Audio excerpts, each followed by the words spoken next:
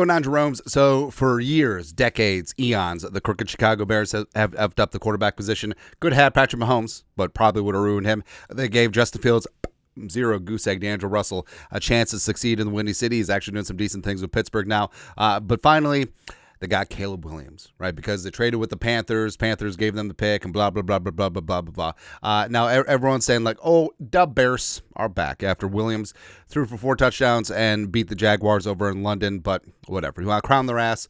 Crown their ass. I ain't buying it as a right meow, but just give it time. Just give it time. So, yeah, whatever. Yeah, the Bears get a win over the Jaguars.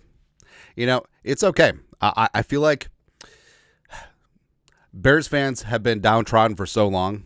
Just give them just a modicum of hope before we crush it like a grape. Pun intended. And all the national media were all up on the Bears' ass this year. Like, honestly, the hype for the Bears was so hyperbolic that you can't even take it seriously. Well, you don't really take anything seriously from the national media. But they were hyping up the Bears as a division winner, a Super Bowl team in Williams' first year. And when they struggled out of the gate, it was like, oh, well, you know, he's just finding his way, right? So you have to ignore that. You have to ignore that he struggled against the Titans and the Houston Texans and the Colts and blah, blah, blah. But it's ridiculous, man. So Pelissero, updated NFC North stand. The Vikings are 5-0. Oh, people just sort of gloss over that. Lions are 3-1 as of right now. I don't hope the Cowboys win, but hope the Lions lose. Bears are 4-2, whatever. Packers at 3-3, go Cardinals. Toughest division in football. Now, also, we got a lot of people in the comments saying, like, I hope the other NFC teams North win because that means our division's good. Who cares?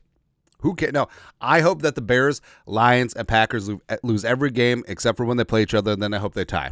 Because, first off, it makes it easier for the Vikings to win the division. Secondly, you don't get brownie points if you come from a tough division. Look at the Chiefs right now. Look at the Patriots for all those years. Who cares if your division does well? This isn't some sort of like odd like college football is like, well, hopefully the division and the conference do well. No, I'm saying it, man. It's such weird thinking, right? But before you crown the Bears, look at their freaking schedule, right? So the Titans, they won because Will Levis gave it away. Now the Texans, hey, they hung tough for a little bit, but the Texans were too much. They lost to the freaking Colts, right? And their alleged 3-game winning streak.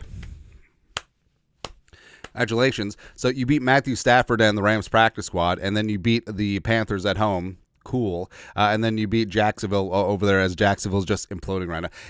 So Jacksonville plays next Sunday in London too. It'd be so funny if they just fired Doug now and then they still have another game across the pond. Yeah, but just look at it. So during their alleged 3-game winning streak, the Bears have played the worst defenses in DVOA rankings. The Rams at 31, Panthers at 30, and the Jaguars at 32. Congratulations. No, hey, Caleb Williams has finally made it. You're absolutely correct. Hey, if they get to play FCS teams every single week, the Bears might make the playoffs. All right, and I do like Caleb Williams.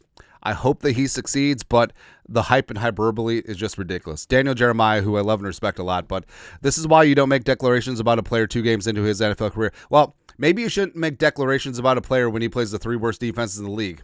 How about that? And then Brett Coleman, especially coming off a game against the Texans pass rush. Oh, ho, ho, because everyone struggles against the Texans pass rush. Oh, wait. What happened? Sling and Sam Darnold, a.k.a. America's quarterback, seemed to do pretty good against the Texans. I'm not saying, I'm just saying. Right? But you just wait. Hey, I understand that Caleb Williams, like he's the cat's ass right now. Everyone wants to hype him up, blah, blah, blah. For my money, Jaden Daniels playing better. But you just wait. You just wait until we get into the meaty part of the schedule, like when the Vikings take on the Bears coming up just before Thanksgiving, and Brian Flores meets out the business, man. It's going to be a good time. Like, hey, if Brian Flores can confuse an alleged legend like Aaron Rodgers, what chance does a rookie quarterback have? None. Nada, right? But it's okay. Let the Bears have their moment in the sun, and let their Bears fans think that, hey, maybe they are going to take the NFC North and never give it back. We're waiting, right? Just the brain trust over in Chicago. It's okay. But again, screw the rest of the division. Hope the Lions lose. Hope the Packers lose today. Hope the Bears lose out. That's all. Anyways, your thoughts on our thoughts. Everyone's hyping up the Bears, saying the Bears are back. Well, the defense is pretty good. Whatever. But if you want to crown their ass, crown their ass. Nah.